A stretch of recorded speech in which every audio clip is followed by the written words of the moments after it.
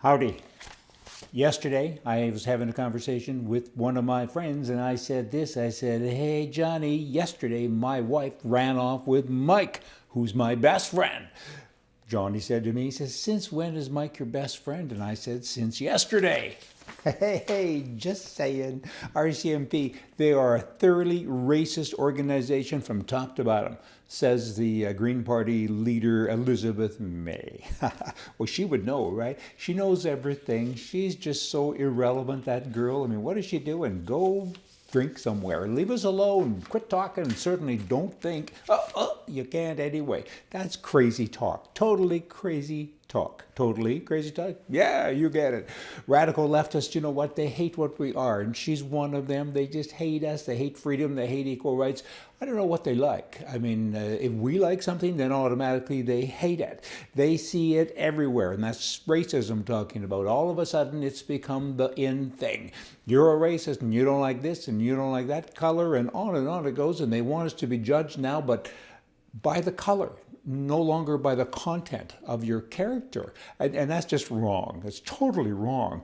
I mean, they try to silence anyone who disagrees with their viewpoint. And she's one of them, and there's so many. She's not alone. I mean, there are tons and tons of these people. Tons and tons, many, many. And it's just, it's bad. It's bad behavior. It's just bad. I could go on and on. I wish I had a whole bunch of educated words, but I don't. I got lots of slang words I'd like to use. But here's a lady. She's the U.S. soccer president, and she says the Federation's lack of leadership to fight against racism has to be addressed. We need to repeal a policy that says the players have to stand during the national anthem.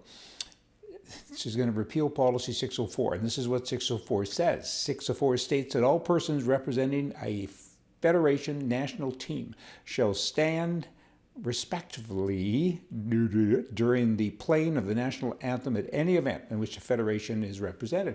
She's now saying that we're not going to do that anymore because we have to take a knee for the racial stuff, I guess.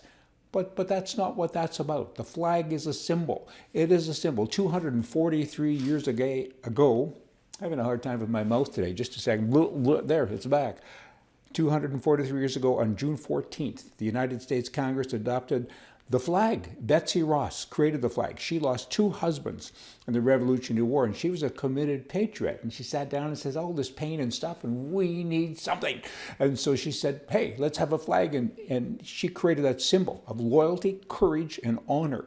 It's estimated now that $300 million worth of flags are produced each and every year, and virtually all of the material now is made in the US of A. Prior to the Trump presidency, virtually all materials and labor were made in China. As a point of interest for you, right? And this flag symbolizes Trudeau's Canada. A flag does mean something. It should make you proud. It shouldn't make you kneel. If you kneel, that means you dislike your country. They're trying now to put that other little racist spin on it. That's a separate issue, and they shouldn't be doing that. I think they're saying I hate my country because it's racist. Well, you know, those are 2 separate issues. You want to address racism? I don't know that it really is out there, like all these left-wing people are saying. But if you want to address that, go and do that. But don't bring your country into it, because overall, the country is a great place, and countries, and you can't have single issues kind of determine your behavior. Looters. The looting has been going on for quite some time because of racism, I guess. I'm not too sure if that's true, but I am sure it isn't true. A thief's a thief, a looter's a looter. I mean, you don't go and break into a store and steal stuff because, you know, you're against somebody's color, or you think somebody else is against your color, but they're looting. What happens when you loot and there's nothing left to loot? Do you go home and wait for the store owner to restock, or will the government go out and subsidize and deliver loot to your door?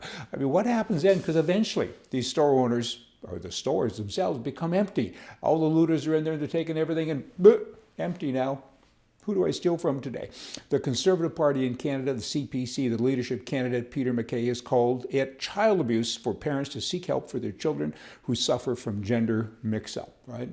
And the Trudeau guy, the Prime Minister of Canada, he's the same. And you have this Salone guy who's running for the leadership of the party, who has come out and said, that is child abuse, and to push to ban to help for gender confused kids. And he says with this bill, he said that's just wrong.